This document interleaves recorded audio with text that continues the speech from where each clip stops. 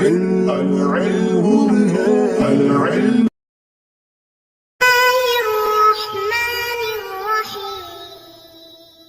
اللهم افتح علينا حکمتک وانشر علينا رحمتک یا والجلال والاکرام۔ تو جی ناظرین، الحمدللہ عز وجل ہدایت النحو کتاب ہماری جاری الساری ہے، اور آج کا ہمارا سبق نمبر 18 فصل مفعول ما لم یسمى فاعلہ، یعنی اس کا جو آپ نے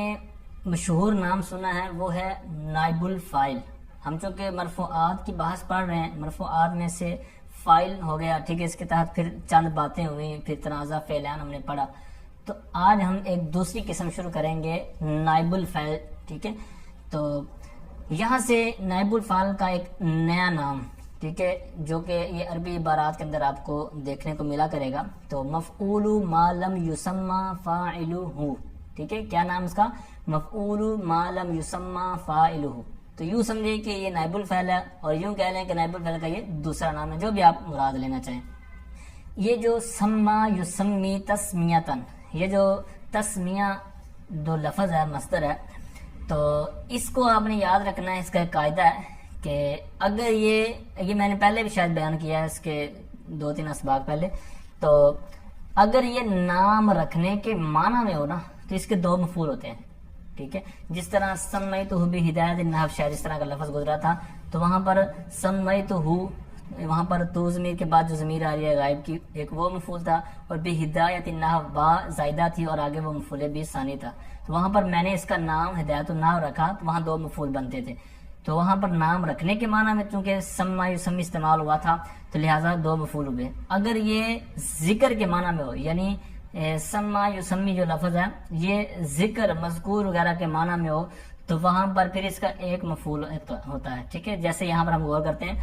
لم یسمى فاعلہ، اب اس کا نام نہ،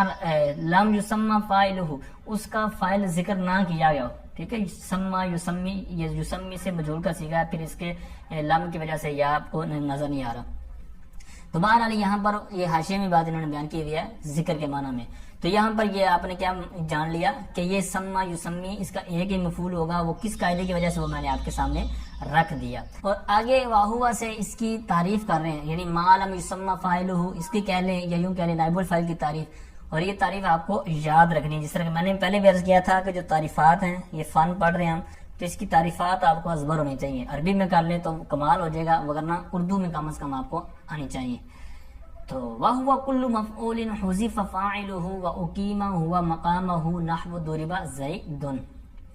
کہتے ہیں نائب الفاعل ہر وہ مفعول جس کے فاعل کو حذف کر دیا گیا ہو، یعنی ہوتا وہ مفعول ہے، یعنی نائب الفاعل، لیکن کہتے ہیں ہر وہ مفعول جس کے فاعل کو حذف کر دیا گیا ہو اور اس کو اس کی جگہ پر رکھ دیا گیا ہو۔ جیسے مثال دیکھیں، کہتے ہیں ضُرِبَ زَيْدٌ، اب ہم نے تعریف کیا پڑھی کہ ہر وہ مفعول جس کے فاعل کو حذف کر دیا گیا ہو۔ اب یہاں پر زیدن ہے نائب الفاعل، تو اب اس کے اوپر تعریف فٹ کیسے آئے گی؟ یعنی تعریف ہم نے پڑھی کہ ہر وہ مفعول جس کے فاعل کو حذف کر دیا گیا ہو اور اس کو اس فاعل کی جگہ پر رکھ دیا گیا، یعنی جو حذف ہوا ہے، تو چونکہ ہر مفعول وکل مفعول، ہر وہ مفعول جس کے فاعل کو حذف کر دیا گیا، یعنی فاعل کو حذف کیا گیا ہے، تو اب اس مفعول کو فاعل کی جگہ پر رکھنا ہے، ٹھیک ہے۔ تو یہاں پر پھر کیا ہوا، کس طرح یہ ساری چیزیں اس کے اوپر صادق آتی ہیں، اس کو ہم اجرا کرتے ہیں۔ ضُرِبَ زَيْدٌ، زیدن کو ہم اتنا تو بولتے ہیں کہ یہ نائب الفاعل ہے، ضُرِبَ فعل مجہول اور زیدن اس کا نائب الفاعل۔ اب اس مثال کو ہم کھولتے ہیں، یہ مثال تھی ضَرَبَ عَمْرٌ زَيْدًا۔ اب یہ مثال آپ نے یاد رکھنی ہے، ذہن میں رکھنی ہے، اور اب یہ تعریف دوبارہ پڑھیں۔ وَهُوَ كُلُّ مَفْعُولٍ حُذِفَ فَاعِلُهُ وَأُقِيمَ هُوَ مَقَامَهُ، ہر وہ مفعول، ٹھیک ہے۔ اب دیکھیں مثال ضرب عمر زیدن، ہر وہ مفعول جس کے فاعل کو حذف کر دیا گیا۔ اب یہاں میں نے مثال میں فاعل بنایا تھا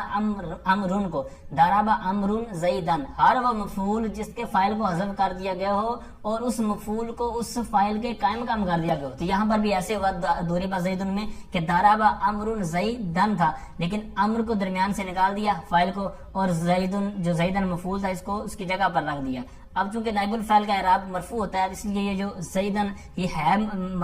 منصوب تھا، مفعول تھا، لیکن یہاں پر جب اس کی ہم نے ہے چینج کر دی تو لہٰذا پھر اس کا اعراب بھی چینج ہو جائے گا۔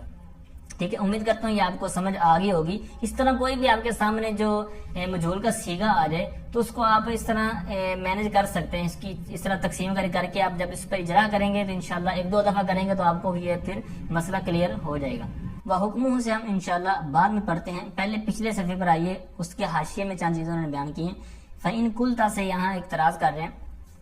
کہ لا يصدق التعریف المذکور علی ضربت بصیغۃ الماضی المجہول المتکلم، کہتے ہیں ضربت یہ ماضی مجہول کا جو صیغہ ہے اس پر یہ آپ کی تعریف صادق نہیں ہوتی، یعنی جو آپ نے اوپر تعریف کیا وہو کل مفعول سے، تو یہ تعریف اس صیغے پر آپ کی صادق نہیں آتی، حالانکہ آپ اس کو اس مجہول کا صیغہ بولتے ہیں اور اس کے اندر نائب الفاعل مانتے ہیں، لیکن یہ میری سمجھ میں نہیں آتا کہ جناب یہ ہو، کیونکہ اس کے اندر خرابی ہے۔ وہ کیا ہے یہ آگے خود ہی بیان فرماتے ہیں، کہتے ہیں لِعَدَمِ حذف الفاعل، کہتے ہیں حذف فاعل کے نہ ہونے کی وجہ سے، یعنی اوپر ہم نے کیا قاعدہ لگائی تھی کہ فاعل کو حذف کر دینا ہے اور مفعول کو اس کے قائم کام کر دینا ہے، کہتے ہیں لِعَدَمِ حذف الفاعل، کہتے ہیں اس کے اندر حذف فاعل جو ہے وہ نہیں ہوتا، نہ ہونے کی وجہ سے، وَعَدَمِ اِقَامَةِ الْمَفْعُولِ مَقَامَهُ، اور پھر دوسری صورت یہ بھی ہے کہ اس کے اندر مفعول کو اس کے اندر اس کے قائم کام نہ کرنے کی وجہ سے۔ تو جب یہ اعتراض ہوا پھر ساتھ میں یہ مزید بڑھا رہے ہیں، کہتے ہیں لِأَنَّ تَاءَ هِيَ الْفَاعِلُ، کہتے ہیں اس لیے کہ جو تا ہے یہ فاعل کی ہے، فی صیغۃ المعلوم، یعنی جو ضربت ہے اس کے اندر تو یہ صیغہ معلوم کی ہے، یعنی جو تا ہے یہ فاعل کے طور پر ہے، وَهِيَ ثَابِتَةٌ فِي الْمَجْهُولِ أَيْضًا، اور یہی بالکل یعنی ضربتو والی جو تا ہے بالکل یہ مجہول کے اندر ضربتو میں بالکل وہی پائی جا رہی ہے، حالانکہ آپ کی جو اوپر تعریف سے اس کے اندر تو آپ نے کہا تھا کہ حذف کریں گے پھر اس کے قائم کام دوسرا بنا دیں گے، تو یہ آپ نے اس میں کیوں نہیں پھر کیا، یعنی یہ اس طرح کا اعتراض جب ہوا تو قلنا سے یہ جواب دے رہے ہیں بین التاءین فرق، کہتے ہیں یہ جو دو تا ہے نا ضربتو اور ضربتو میں ان کے اندر فرق ہے، ٹھیک ہے، اس کے اندر کیا ہے فرق ہے۔ فرق کیسے کہتے ہیں لأن التاء فی المعلوم، معلوم سے مراد ہے معروف کا صیغہ، ٹھیک ہے، مجہول اور معلوم اور غیر معلوم، تو یہاں پر معلوم سے کیا مراد ہے جو معروف کی گردان ہوتی ہے۔ لأن التاء فی المعلوم معدول عن انا، کہتے ہیں اس لیے کہ معلوم یعنی جو معروف کی گردان ہے ضربتو، اس کے اندر جو تو ضمیر آپ دیکھ رہے ہوتے ہیں یہ معدول ہے انا سے، اور مجہول ضربتو جو ہے کہتے ہیں وفی المجہول معدول عن ایایا، کہتے ہیں اور اس کے اندر ضربتو میں یہ ایایا سے جو تا منقول ہے معدول ہے، تو لہٰذا یہ فرق ہے۔ تو جب فرق ہے تو آپ کی جو اعتراض آپ نے ہمارے اوپر تھوپا ہے تو یہ اعتراض تھوپنا درست نہیں ہے، پہلے آپ کچھ پڑھ لیں، ٹھیک ہے، پھر اعتراض کریں۔ تو بہرحال جب یہ اعتراض ہوا پھر اس کے اوپر جواب ہوا تو ایک اور آگے اعتراض صاحب کرتے چلے جا رہے ہیں، کہتے ہیں آپ کی یہ جو تعریف ہے یہ دخول غیر سے مانے نہیں ہے، مطلب یہ ہے کہ آپ کی تعریف کے اندر کچھ اور چیزیں بھی شامل ہو رہی ہیں، لہذا آپ کی تعریف جامع مانے نہیں ہے۔ وہ کیا ہے اس کا فَإِن قُلْتَ سے آگے کہہ رہے ہیں فَإِن قُلْتَ، اگر تو اعتراض کرے، کہتے ہیں التعریف صادق علی الربیع فی قولہم انبت الربیع البقل، کہ ربیع نے یعنی موسم ربیع نے بقل یعنی سبزی کو اگایا، انبتا اگایا، یہ تعریف کہتے ہیں یہ جو آپ کی تعریف ہے یہ الربیع پر بھی صادق آتی ہے، حالانکہ آپ نے اوپر کیا کہا تھا کہ فاعل کو حذف کر کے مفعول کو اس کے قائم کام کرنا ہے، یہاں پر کہتے ہیں ایسی کوئی بات نہیں ہوئی، کیونکہ یہاں پر جو اصل یہ عبارت تھی نا یہ تھا کہ انبت اللہ البقل وقت الربیع، یعنی اللہ عز و جل نے موسم ربیع میں سبزی کو اگایا، یعنی اللہ تعالیٰ نے اگایا۔ اب کہتے ہیں کہ یہاں پر صرف اسم جلالہ شریف کو حذف کیا ہے تو بقیہ رہ گیا انبت الربیع البقل۔ اب یہاں پر یہ جو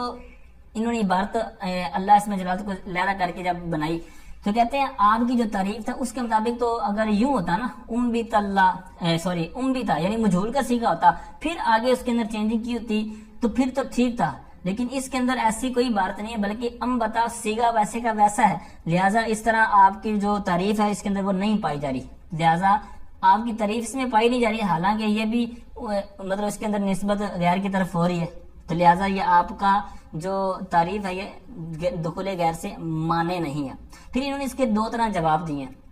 ایک انہوں نے جواب دیا ہے قلنا سے ان المراد باقامت المفعول مقام الفاعل اقامتہ، اب یہاں سے جو انہوں نے جواب دیا کہتے ہیں کہ ہمارا جو مجہول کا صیغہ یا نائب الفعل یا ما لم یسمى بنانے کا مطلب یہ ہے کہ وہ فعل جو ہے نا اس کے اندر تغیر کرنا ہے. یعنی جس طرح ضربت ہے جس کے اندر ضربت کیا گیا، اسی طرح کرمت ہے تو کرمت، اسی طرح نصرت ہے تو نصرت وغیرہ، تو اس کے اندر چینجنگ ہوئی ہے. اور انبتا، یہ انبتا بالکل سیم اسی طرح رہ گیا. تو لہٰذا اس کے اندر وہ ہماری جو شرط تھی کہ تغیر ہونا چاہیے فعل کے اندر، وہ یہاں پر نہیں پایا جا رہا، تو لہٰذا یہاں پر یہ درست نہیں ہے. دوسرا جواب انہوں نے یہ دیا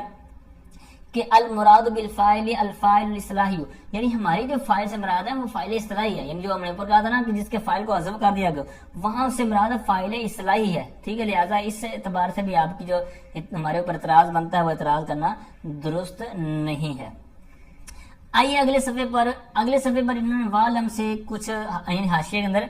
بہت چیزیں زبردست بیان کی ہیں. یہ دروس البلاغہ آپ پڑھیں گے یا پڑھ رہے ہوں گے تو اس کے اندر بھی جب مجہول کی بات آپ پڑھیں گے تو وہاں پر بھی ان میں سے چند چیزیں آپ پڑھیں گے. اس میں یہاں انہوں نے کچھ زیادہ چیزیں ذکر کی ہیں. یعنی یہ مجہول کا یہ جو صیغہ ہوتا ہے یہ لاتے کیوں ہیں؟ یہ آپ نے بارہا سیغے تو پڑھے ہیں، بارہا استعمال تو کیے ہیں، لیکن یہ لانے کا مقصد کیا ہوتا ہے؟ تو اب یہ مقصد آپ پڑھ لیں تو ان میں سے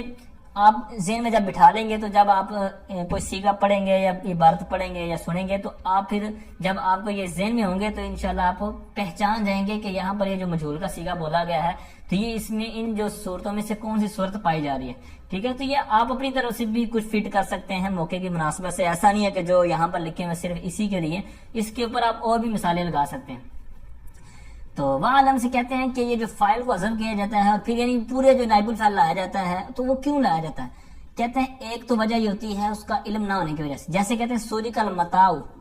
یعنی سامان کو چرایا گیا. اب جس نے چرایا ہے یعنی چور، تو چور کا عموماً آپ کو بھی پتا ہے کہ چوری کرنے والے کا پتہ نہیں ہوتا. چور کہتے ہیں اس کے جو چوری چھپے کام کر جائے، کیونکہ جو سامنے کرے وہ تو ڈاکو ہوتا ہے. تو لہٰذا یہ کہتے ہیں کہ اس کا علم نہیں ہوتا جس نے یہ چرائی ہے، تو لہٰذا اس لیے یہ مجہول کا صیغہ ہوتا ہے. دوسرا کہتے ہیں لخصاصتہ، اس کے گھٹیا پانے کی وجہ سے. ٹھیک ہے، جیسے شتم الخلیفہ، تو خلیفہ کو گالی دی گئی، خلیفہ کو برا بھلا کہا گیا، تو یہاں پر بھی اس کا یہ گھٹیا کام تھا جس وجہ سے اس کو ذکر نہیں کیا گیا. یا پھر تعظیم کے لیے ہوتا ہے جیسے قتل اللص. ٹھیک ہے، اسی طرح یا پھر کہتے ہیں غرض سامنے کے اختیار کے لیے جیسے قتل العدو کا. اسی طرح پھر آگے ابہام کے لیے یعنی وہم یا ابہام ڈالنے کے لیے کہتے ہیں ضرب زید، زید کو مارا گیا. تو اب یہاں پر یہ زید کو مارا گیا، کس نے مارا، یہ وہم ڈالنا تھا کہ پتہ نہیں کس نے مارا، یعنی فائل کو درمیان سے نکال دیا. یا پھر کہتے ہیں اختصار کے لیے ہوتا ہے جیسے اقیمت الصلاۃ. ٹھیک ہے، اسی طرح آگے انہوں نے اور بیان کیا لقصد صدور فعل عن ای فاعل، یعنی کس فاعل سے یہ فعل صدور ہوا ہے، تو اس کے مقصد کے لیے کہتے ہیں قتل الخارجی، خارجی کو قتل کر دیا گیا. پھر آگے کہتے ہیں موافقت قوافی، یعنی یہ جو اشعار وغیرہ ہوتے ہیں اس کے اندر قافیے بھی ہوتے ہیں، تو قافیے کی موافقت کے لیے جس طرح آخر میں دیکھیں دوسرے مصرے میں یرد ودائع. اب یہاں پر ردا یا ردو یہ معلوم کا صیغہ تھا، لیکن یہاں پر قافیے کی رعایت کرتے ہوئے نا تو یہ یردو سے یردو کر دیا، پھر آنے کی وجہ سے یردہ ہو گیا. پھر نیچے انہوں نے لکھا کہ رعایت السجا، یہ بھی اشعار کے اندر پایا جاتا ہے رعایت السجا. یہاں پر یہ آیت مبارکہ سورۃ اللیل 19 نمبر آیت ہے وَمَا لِأَحَدٍ عِندَهُ مِن نِعْمَةٍ تُجْزَى. ٹھیک ہے، یہاں پر تجزا یہ مجہول کا صیغہ ہے، تو یہ رعایت سجا یعنی یہ پیچھے جو آیات چلی آ رئی ہیں تو وہاں پر بھی اسی طرح کا ایک اسلوب تھا، تو یہاں پر اس کی سجا کی رعایت کرتے ہوئے. پھر کہتے ہیں کہ یا پھر مخاطب لعلم المخاطب بھی، مخاطب بھی کے علم کی وجہ سے کہتے ہیں جیسے اذا بعثر ما فی القبور وحصل ما فی الصدور. یہاں پر حصل یہ مجہول کا صیغہ ہے، تو کہتے ہیں چونکہ مخاطب کو علم ہوتا ہے تو اس لیے یہ چیزیں مطلب مجہول کے صیغے کو استعمال کیا. پھر اس کے علاوہ اور بھی کچھ اس کے استعمال ہوتے ہیں، کہتے ہیں وغیرہما یعنی ان کے علاوہ. تو بہرحال آئیے اوپر سبق کی طرف کہتے ہیں وہ حکم ہو. اب پیچھے جتنی چیزیں بیان کی گئی امید کرتا ہوں آپ کو کچھ نہ کچھ ان کا فائدہ ہوا ہوگا. تو بہرحال یہ چیزیں جو معلوماتی تھیں وہ میں نے عرض کر دی، تو ان کو آپ یاد رکھیں گے تو آپ کو فائدہ ہوگا. اب آئیے اس کے حکم کی طرف، بہت ہی زبردست آگے حکم ہے اور یہ وہی حکم ہے جو آپ پہلے پڑھ چکے ہیں. کہتے ہیں حکمہ فی توحید فعلہ وتثنیتہ وجمعہ وتذکیرہ وتأنیثہ علی قیاس ما عرفت فی الفاعل. علی قیاس یہ آگے مضاف ہو رہا ہے. اچھا، کہتے ہیں اور اس کا حکم حکم کی ضمیر لوٹے گی، یہ جو ہم فصل پڑھ رہے ہیں یعنی ما لم یسمى فاعل ہے نا، یعنی نائب الفاعل کہہ رہے ہیں یا مفعول ما لم یسمى فاعل. اس کا حکم کیا کہتے ہیں؟ اس کا حکم فی توحید فعلہ، فعل کے واحد میں تسنیہ میں اور اس کے جمع میں، اس کے مذکر ہونے میں اور مؤنث ہونے میں اس قیاس پر ہے جس کو تو فاعل کی بحث میں پڑھ چکا، پہچان چکا، جان چکا۔ تو فاعل یعنی مرفوعات کی بحث میں سے جو پہلا ہم نے سبق پڑھا تھا نا فاعل، تو وہاں پر یہ ساری ڈیٹیل کے ساتھ چیزیں بیان ہوئی ہیں، یعنی فاعل سامنے اس میں موجود ہے تو فعل کیسے لائیں گے، اسی طرح ضمیر ہے تو کیسے لائیں گے، ٹھیک ہے۔ تو اس کو میں یہاں انہوں نے حاشیے میں بیان کیا، تو کچھ میں بھی عرض کرتا ہوں۔ مثال کے طور پر وہاں پر ہم نے پڑھا تھا کہ یہ جو فاعل ہو وہ سامنے موجود ہو، یعنی اس میں ظاہر ہو، جس طرح کہ ابھی ہم تنازع فعلان میں بھی پڑھ کے آئے ہیں کہ سامنے اس میں ظاہر موجود ہوتا تھا تو فعل اس کے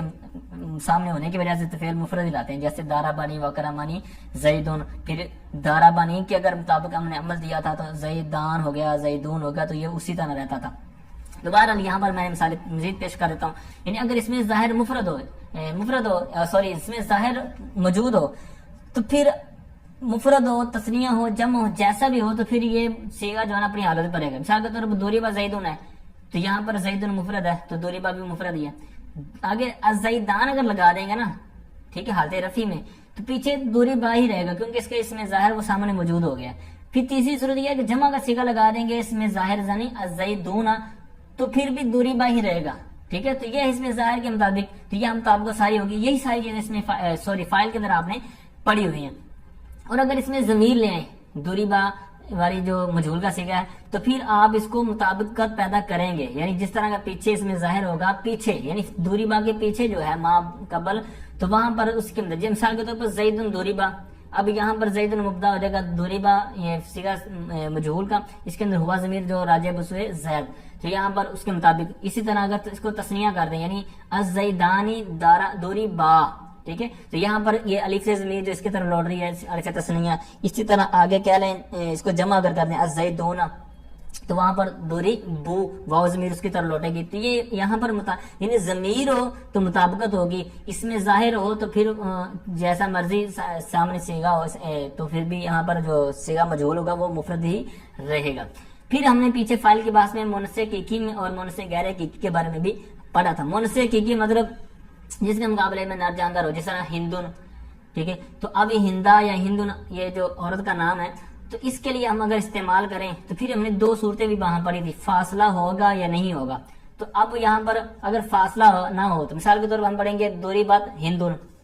اب ہندن سامنے موجود ہے تو دوریبت آ گیا، اور ہندن دوریبت یہاں پر بالکل اسی طرح۔ اور اگر فاصلہ لے آئیں، فاصلہ یعنی مذکر یہ جو مثال کے طور پر دوریبت ہے اور ہندن ہے، ان کے درمیان کوئی فاصلہ لیں، ظرف وغیرہ لیں، جیسے دوریبت الیوم ہندن،